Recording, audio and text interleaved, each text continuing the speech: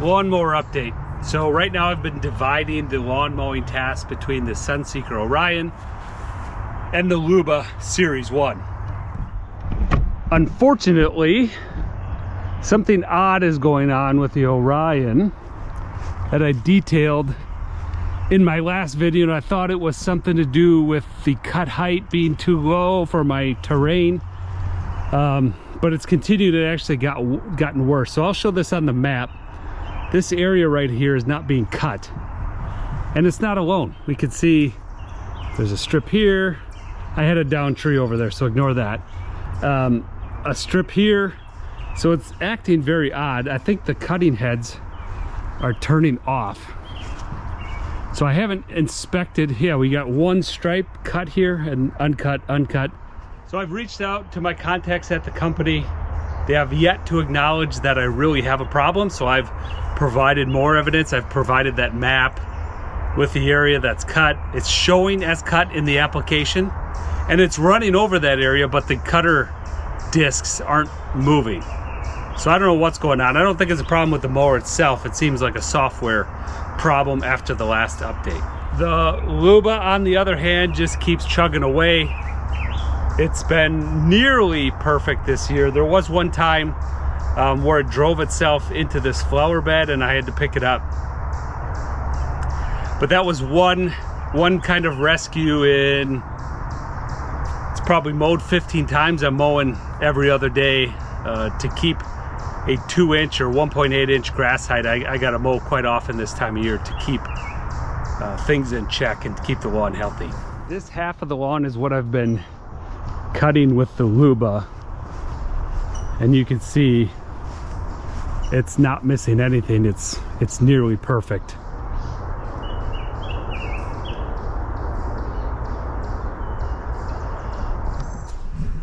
Right now the Dreamy A1 is in the garage. I don't need 3 robot mowers for my yard.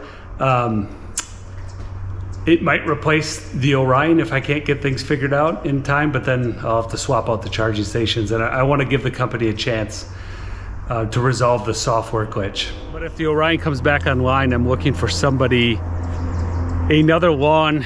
I could loan that out, introduce somebody to robotic mowers. I did try one already, and unfortunately the grass, as I said in the review, that Dreamy needs a pretty manicured lawn, smooth. The one I tried out was too bumpy and the grass was too long, and it just was not happy. It would not cut it.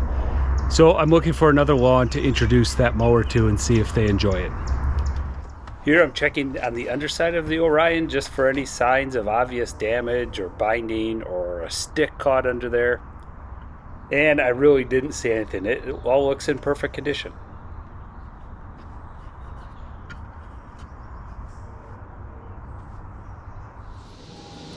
The parting line between the Luba cut and the Orion cut was in the backyard here, and since the Orion had been performing quite well, I deleted this zone for the Luba and kind of played with the split line between the two just to make it easy to move the trampoline from one to the other. Because the Orion's no longer performing, I had to remap this half of the yard with the Luba, but here it is starting its cut, and like always, it just kind of works. This year, with relocating the RTK with the extension pole off the side of the house, it's been much more reliable. Like I said, I had one instance where it lost GPS signal or got a little positioning error and went into a flower bed, but otherwise it's been flawless. So the Luba got all done, didn't miss anything, old reliable, very nice cut. And it stripes quite nicely also. Now I've got all 3 mowers out here. I've had the ability to test and watch these mow. We're going to walk through the pros and cons to each one of these models and who it might be right for. Let's start with the Luba. This one is the oldest. I've had this almost a year now, and it has given me no reliability issues. That's not a long time yet. I will continue to update on it, but so far I have had no reliability issues with it. This mower is particularly good at striping, but it wants to cut the grass low, and if we look down at the front of the mower, we can see this has a very low ground clearance. Now the whole housing, because the diameter of the tires is relatively small, is close to the ground. That is bending the grass over and giving us that nice striping effect. The only negative with that is if you want to cut your grass high, the taller the grass is, it gets weaker. When you bend it over, it doesn't snap back up as quickly as short grass, and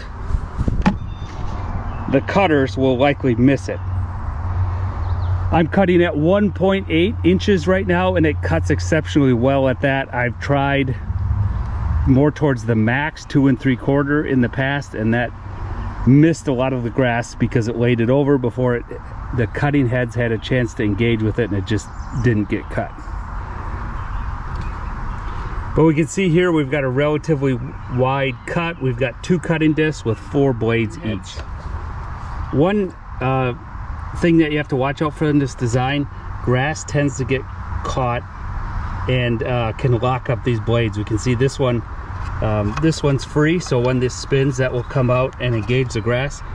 But this one's stuck in a retracted position, so we're gonna have to clean that. All the other ones on the other cutting head are fine. Another thing with the Luba is it tank turns. So there's no articulation to the front or rear wheels. So it uses speed differential on the left and right side to turn. It's a pretty effective job at navigating. It just tears up the grass a bit. This is the reason I have a donut in the lawn.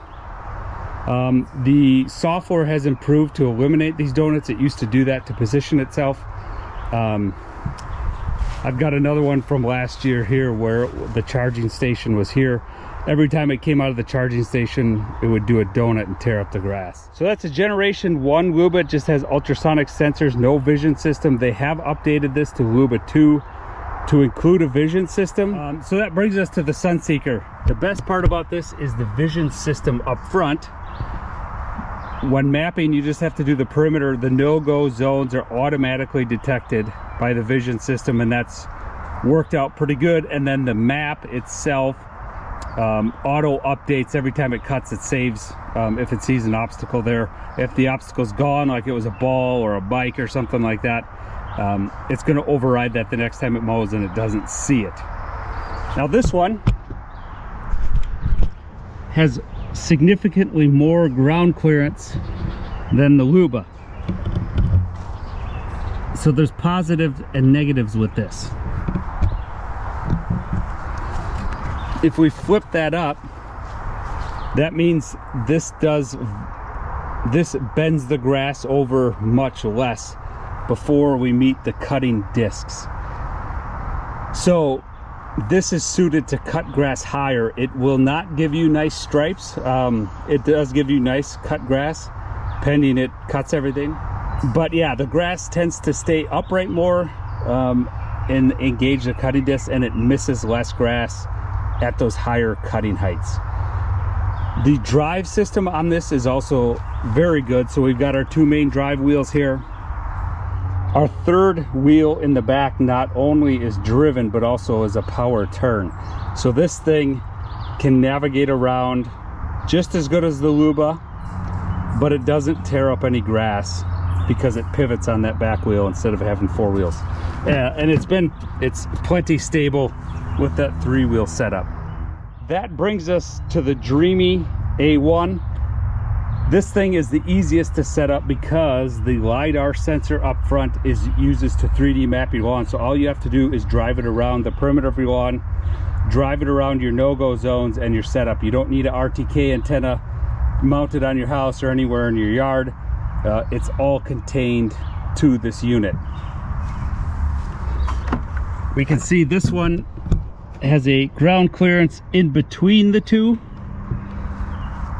So I would say this is good at medium cut height. But another thing you got to take into consideration, as I said in the video, for this bot is this drive system is a little bit different than the other two. We've got the 2 large drive wheels on the back, and they get pretty good traction, but the front wheels are not driven and are not controlled, so they're just caster wheels. this thing does not like to navigate in tall grass above 10 centimeters, or I found even 2 1/4, 2.5 inches, it starts to struggle. Also bumps as you're going along. You know, those wheels are just flopping along and it can't track well and gets lost. So, and we see we've got a single cutting disc with 3 blades on this. So if you've got a smaller, very well manicured, smooth lawn with short grass, and you don't want an RTK antenna, this is a nice setup. But the other two are just more geared for larger lawns and slopes and uneven terrain. The drive system and the wheels handle that much better. So applications are very important for all 3 of these mowers, these robotic mowers, because you control them from your mobile device using that application interface. The best one is the Luba. It's been around the longest. They've refined it. It gives you the maximum control. It lets you control how fast the mower is moving when it's cutting. You can slow it down, you can speed it way up. The spacing between your lines, you can change the direction of your lines. They also have this adaptive pattern where it'll run the majority in straight lines, but then when you've got more complicated features, it will change the direction of cut to make the cut more efficient. A really good app, and they continuously update it, and they've got it in a good spot.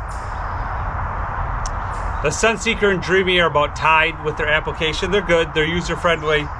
They just don't give you as much control as the Luba at this point. Hopefully they'll get better.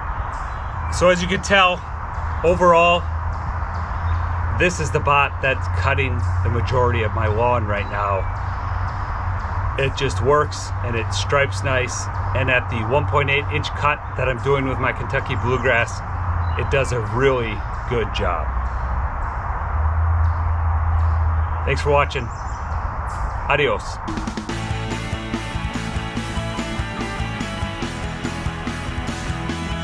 I've reached out to SunSeeker and they can't figure it out at this point. I've given them quite a few emails.